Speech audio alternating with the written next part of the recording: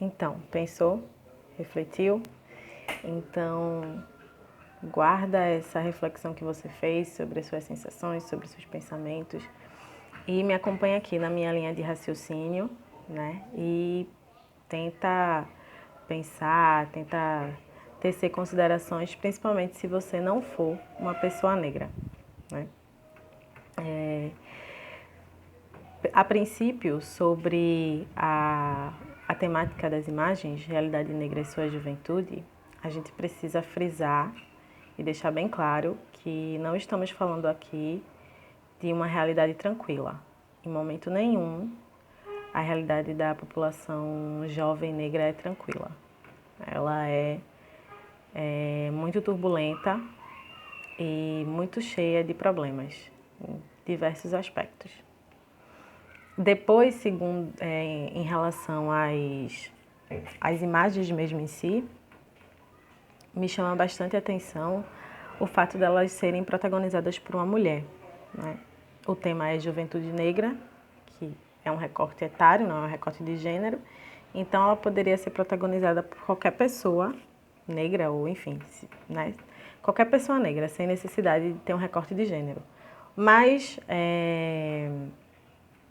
ela é protagonizada por uma mulher e aí é importante também frisar mais uma vez que quando se faz esse recorte de gênero dentro da discussão de raça, a realidade das mulheres negras é bem pior do que a realidade dos homens negros em diversos aspectos, né? Somos a base da pirâmide social e estamos no meio de estatísticas bem ruins em relação a abandono, em relação à solidão, em relação a salários muito baixos, né? Trabalhos subalternizados, falta de emprego, enfim, várias questões, várias situações em que a mulher negra se encontra muito pior do que a mulher branca e muito pior do que o homem negro. E outra coisa que me chama a atenção nessas imagens é a cor do pano do tecido que cobre o rosto da modelo. É um tecido branco, né? Na maioria das imagens, o tecido ainda é uma renda. Então, pode parecer que esse tecido, esse pano branco que cobre o rosto da modelo, traz uma sensação de leveza, né? Apesar de estar bem claro nas imagens, pelo menos para mim, que é um contexto de sufocamento, o que aquelas imagens estão tentando representar. Mas parece que esse sufocamento é feito por uma coisa que é branda, que é sutil, e aí tem a ver um pouco com a sutileza em que o racismo pode se apresentar cotidianamente para nós, que somos jovens negros, né? Ele pode se apresentar num olhar de desaprovação, ele pode se apresentar numa pessoa que está andando, está vindo na sua direção e trocar de calçada. Isso acontece muito mais com os homens negros, mas também acontece com as mulheres. Isso pode se apresentar com um comentário sobre o seu cabelo, sobre suas tranças, seus dreads, seu cabelo black. Pode se apresentar com a recomendação de um chefe, de uma chefe, quando o jovem negro tem acesso ao emprego formal.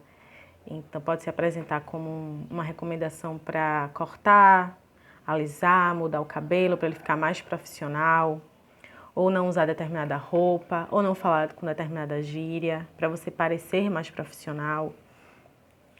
Isso se apresenta quando a gente vê signos da nossa cultura, signos que são próprios da nossa cultura, sendo apropriados por sujeitos brancos e sendo colocados como agora sim eles são bons para serem usados. Então, quando um jovem negro usa dreads, ele pode muito bem ser confundido com um bandido, com alguém que está querendo roubar. Ele pode entrar numa loja e ser perseguido por um segurança, né? Sem dreads também, sem tranças também, sem cabelo black também, mas quando quando um jovem usa esses signos, isso deixa ele mais em evidência. E aí, quando uma pessoa branca, um sujeito branco usa isso, vira moda, é entendido como bonito. Então, isso são sutilezas do racismo que não são menos dolorosas, não são menos destruidoras, pelo contrário. Elas são tão problemáticas quanto e é tão difícil falar sobre elas, é tão difícil apontar que elas são racistas, porque, no geral, não são identificadas como racismo. Elas não são, nem por quem faz, às vezes também não, nem por quem ouve, né? No caso das mulheres negras, já que a gente fez um recorte de gênero, o racismo e o machismo, eles entram na nossa vida de forma muito presente, né? No assédio na rua, nos locais de trabalho, nos comentários, na ideia de que mulheres negras são menos inteligentes e que a gente só pode ser apreciada a partir do corpo, a partir da beleza, a partir da estética, né? E aí, diversas vezes nós somos colocadas nesse local de ser não pensante, mas de ser que é feito para rebolar, né? E aí vem falsos elogios como negra exótica, negra bonita, como se você não pudesse ser só chamada de bonita, você tem que ter um complemento de negra bonita porque você é negra, você é bonita apesar de ser negra, né? Então, são essas formas sutis de racismo que podem ser representadas por esse pano branco. Mas por trás disso, por trás dessa falsa noção de leveza, a gente tem situações de racismo muito mais hiperativas, né? Que é a violência policial, que são as estatísticas de morte, de assassinato, no caso, né? De subempregos, de falta de emprego, de baixa escolaridade, a falta de acesso à educação formal, né? E encarceramento, gravidez precoce, tudo isso. E essa é a realidade que a juventude negra tem que enfrentar todos os dias da sua vida, sem exceção. Desde a hora que acorda até a hora que vai dormir, desde o momento em que um sujeito se entende como negro, ele tem que enfrentar essa... Antes dele se entender como negro, ele enfrenta essa realidade, mas quando ele se entende como negro, ele fica consciente dessa realidade que ele está enfrentando. E aí, por isso que as fotos, elas têm esse contexto de sufocamento. O jovem negro está sendo sufocado por essas coisas, por essas questões, por esses problemas raciais. E aí, isso tudo está numa realidade que está posta. A gente nasce num mundo que é assim.